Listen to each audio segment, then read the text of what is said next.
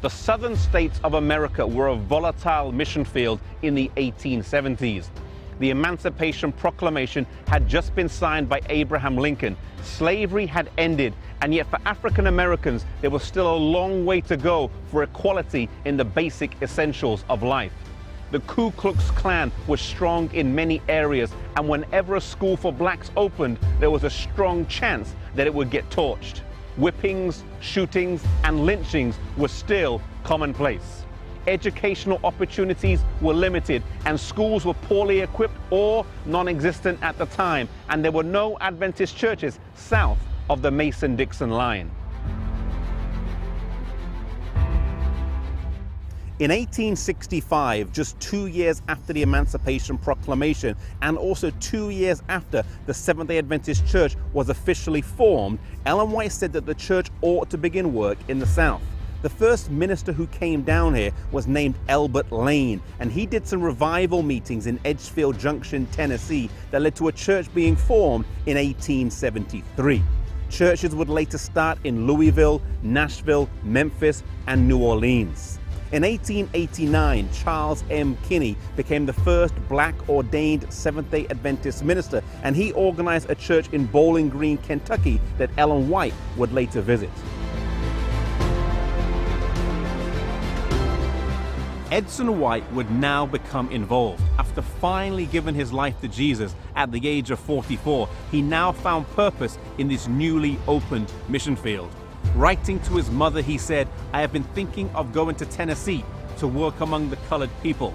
Edson White had a steamboat built that he called the Morning Star and sailed from here in Allegan, Michigan, across the Chicago, then down the Illinois and Mississippi rivers to the state of Mississippi. The first place that they docked to begin working was in Vicksburg, Mississippi, and as they set about working in the town, they were met with stiff opposition. After finding a suitable place where the newly formed group could worship, the owner of the property refused to sell to have a colored church in the area. He did, though, leave an exception that if enough of the local residents agreed to have them there, then he would sell. After getting agreement from enough of the locals, the church was officially opened as the Morning Star Seventh-day Adventist Church. The original building was burnt down in 1955, but the present one was built on the same spot.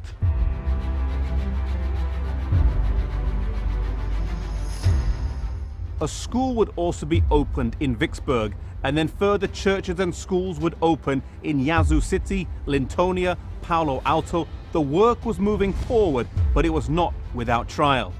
In Redwood, Mississippi, Franklin Warwick had to leap from a train to escape a lynch mob that had been called to kill him.